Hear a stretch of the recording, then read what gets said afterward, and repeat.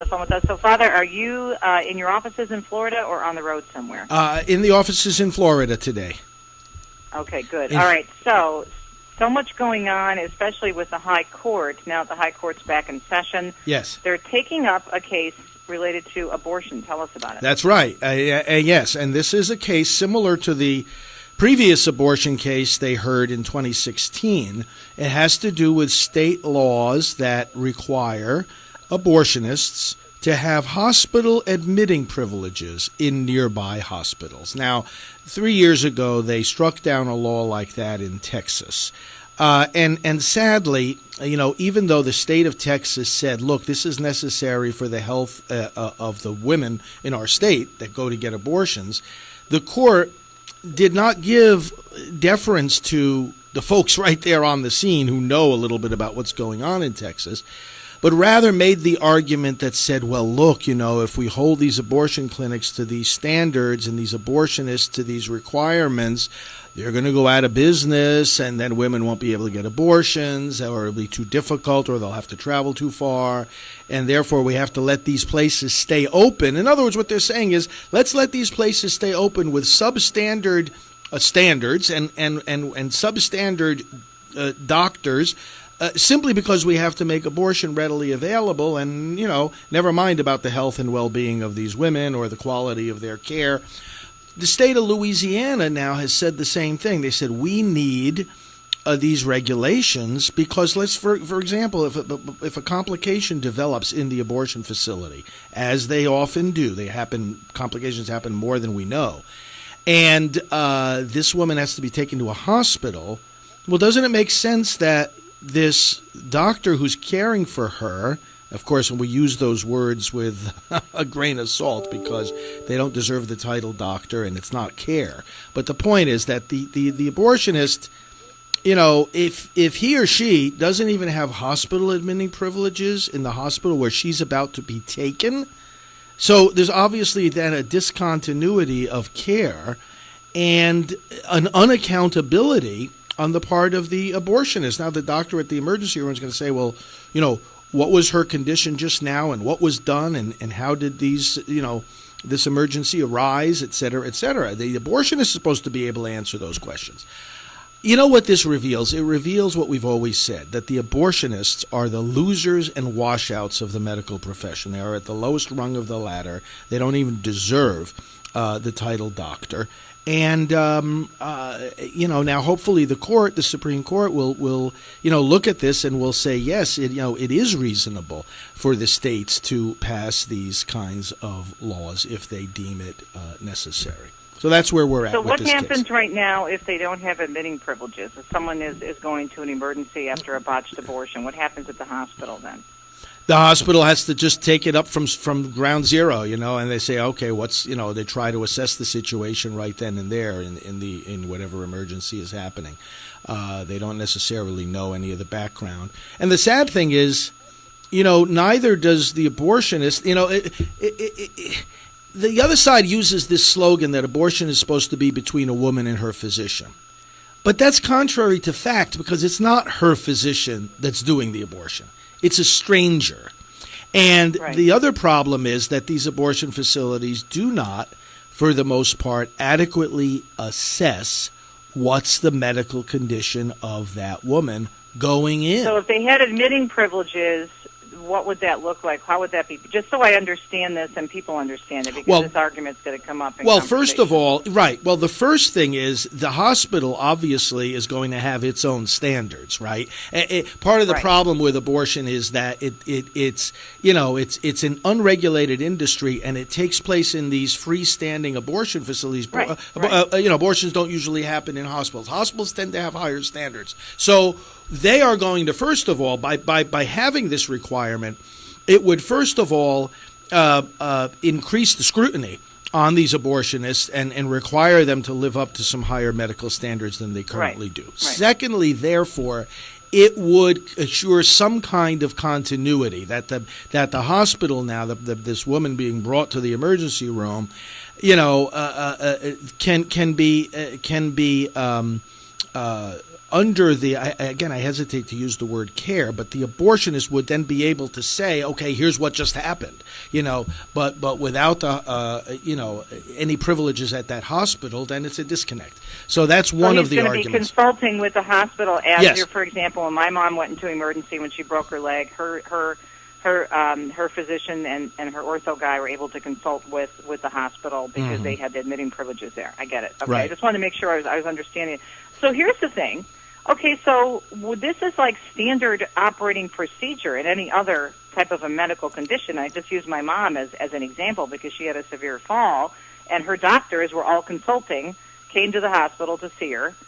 So what's the big deal? Why can't you get that done? Yeah, Right? and the problem that the abortion industry has, as they even admit, oh, well, if this law went into effect, we wouldn't be able to function. And that should tell us something. An alarm should go off in our head. Instead of jumping to the argument. Why shouldn't they be able to function if they're all about health? Why wouldn't they put this basic stipulation in there? That's right, and it reveals that they're not. It reveals the dirty secret about the abortion industry is that this is not being done in any kind of respectable health care manner.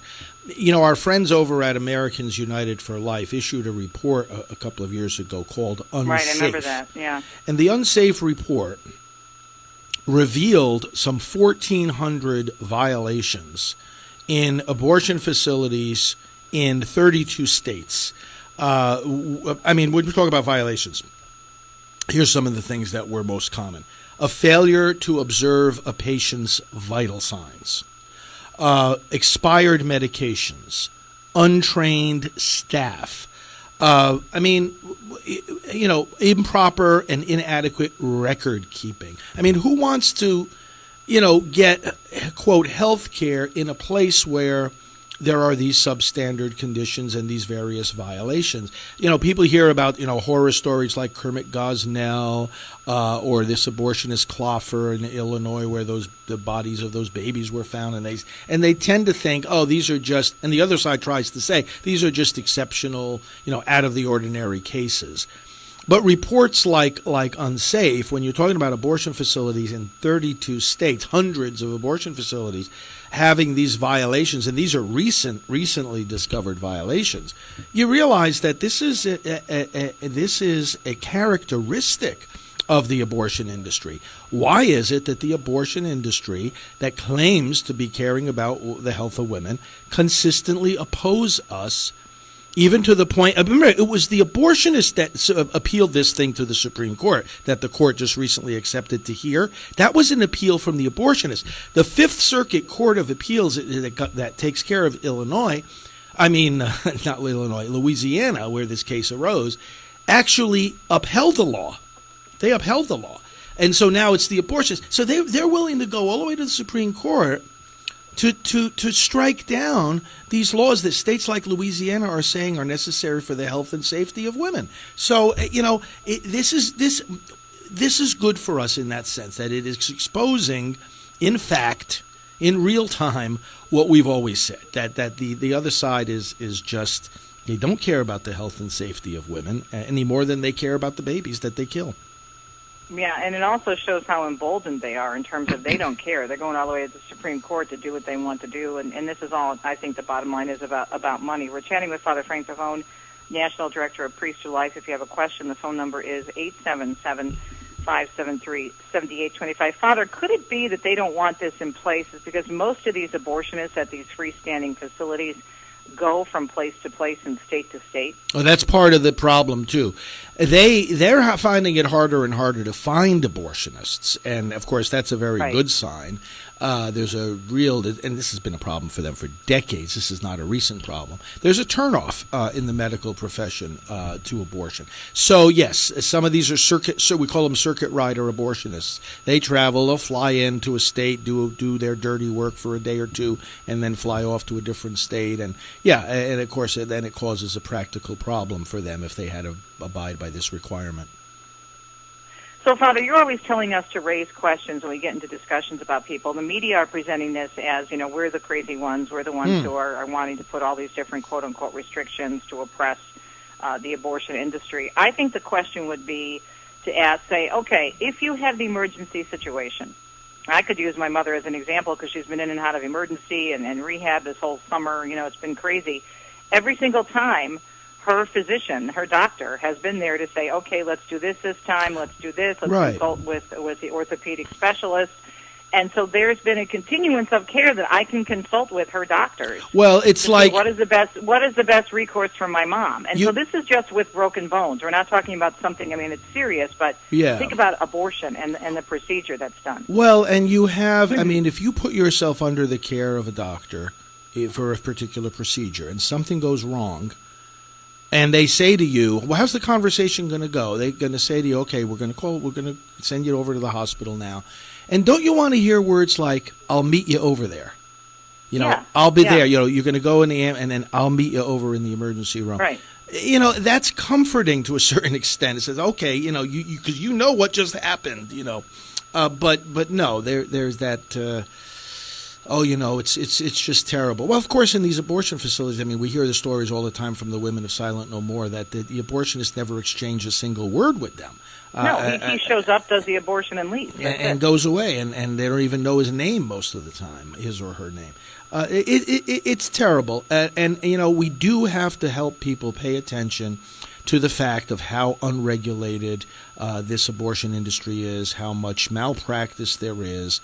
It goes back to what I always say, you can't practice vice virtuously. If you're able to go in there and tear a baby apart, you don't care about medical record keeping. You don't care about standards, expirations on the medication or training your staff. You don't care about anything because it distorts the conscience. It deadens the soul. And this is what we're dealing with. Now there's a chance, therefore, that the High Court will use this as an opportunity to reevaluate its decision from a few years ago because, when they use this undue burden standard and when they say, well, the effect of this law is that there's going to be fewer abortion clinics, we should be saying, well, so what? It's not saying that the clinics can't exist. It's just saying they have to have certain health and safety standards. But if we get to the point of saying, oh, it doesn't matter, well, then why would you want to go there in the first place? That would never be acceptable for an OBGYN's office in general or a dentist's office in general or any other, any type of a heart doctor, a cardiologist's office, any type of specialist would never be allowed to operate like that except in the abortion industry. Yeah, that's right. That's right. Yeah. It's the abortion distortion. All the rules change when it comes to killing the babies. Let me ask you before we let you go on this Wednesday, lots of discussion about what's happening in Rome with the Amazon Synod. What are your thoughts? And I think there's a lot of confusion out there. What can you share? My thoughts are, God help us. God is not a God of confusion. Confusion. Right. And that's all I see coming out of here so far is confusion. And it's just, we have to keep focused on one thing. And this is the phrase I think that it really is the anchor amidst all this confusion under this papacy. And it is, what has the church always taught? That's not a secret. That's not going to change.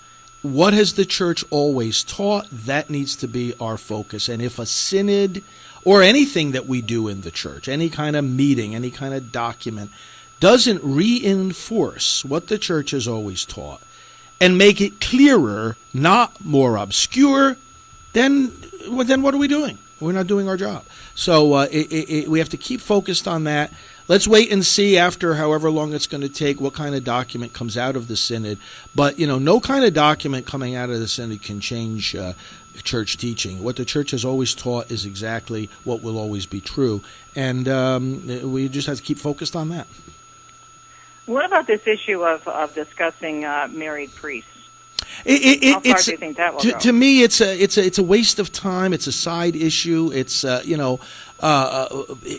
not going to. If people think that's going to solve the shortage of priesthood, think again, because it doesn't take any less faith to make the step of becoming a priest, and it's a crisis of faith and of understanding the gospel that suppresses vocations. Not, oh, I can't get married.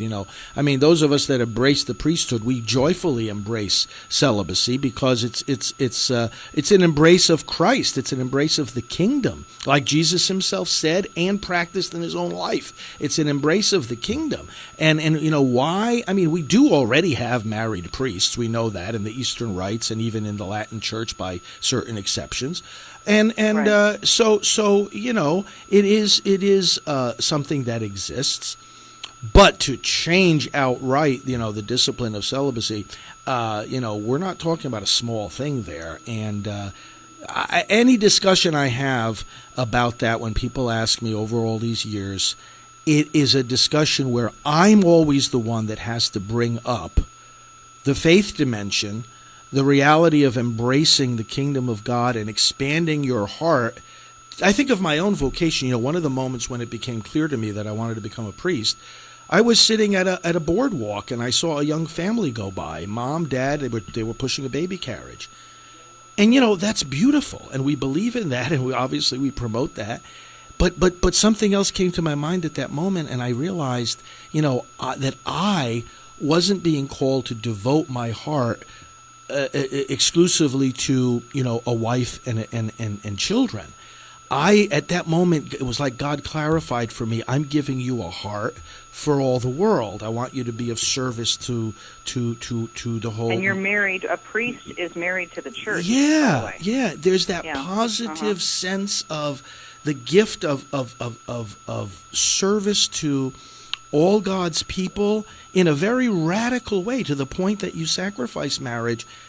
And, I'm always the one that has to bring this up, that, there's another world awaiting us. There is a life beyond. There is a kingdom beyond, which has already broken into our own history and has taken the kingdom. It's like the kingdom has captivated us and captivated our hearts. And therefore some, not all, some are called to give that witness, that otherworldly witness of celibacy for the sake of the kingdom. Strangely, every time this question comes up, it's never the questioner that's raising that point.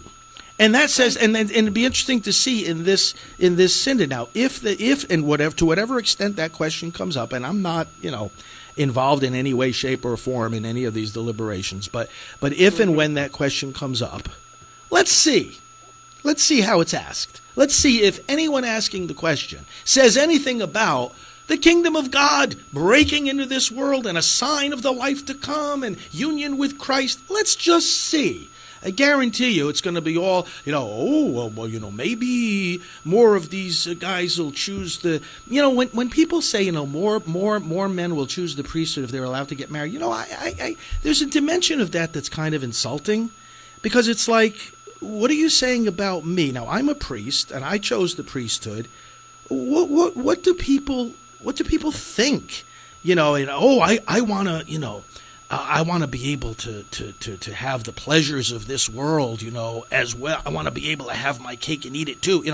It's almost like a degrading, comment about, what we're capable of or what we're looking for in life. I just find it so as you said, ignorant. I think it's we do have exceptions in the church, and this with certain priests who are, for example, in different rites or Episcopalian or married and come to the church. We get that, the high Anglicans. But here's the thing, Father. Not only that, from a faith perspective, which is key, it's a discipline, as you said. It's not doctrine or dogma, so technically it could change. But the problem I have is that they're not even looking at the practicality of it. Look, Deacon Dom and I were married, right? He's a deacon. Now, we don't have any children, so we're normally very busy. So the adjustment that we've had to make to his busyness at the parish level hasn't been that great. But I know many couples who constantly try to balance this, and their husbands, many wives come to me and saying, he's never home. And we're still trying to figure this out after 6, 7, 8, 10 years of being, a diaconate couple. And I don't see in other churches tons of men running to become pastors, whether it's evangelical, whether it's a high Anglican, whatever. They're not like flocking to the seminaries to become, pastors and run churches, because it's such a huge commitment overall. And then in the church, who's going to pay for it? Nobody thinks about that. Catholics barely Yes. tithe. Yeah. And so right now we're paying for the housing of one priest. You're going to pay for a family. You're going to pay for a wife. You're going to pay for their schooling. Why aren't these practical things ever talked about? That's right. either? The practical thing about payment and expense, and then the practical thing about availability.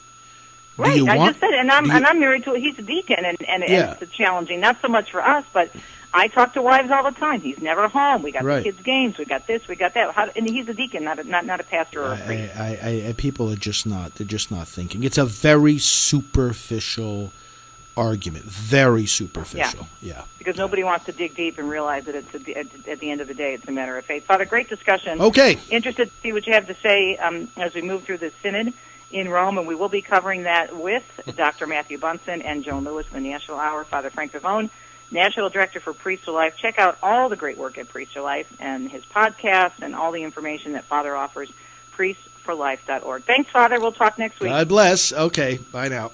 And we'll be right back.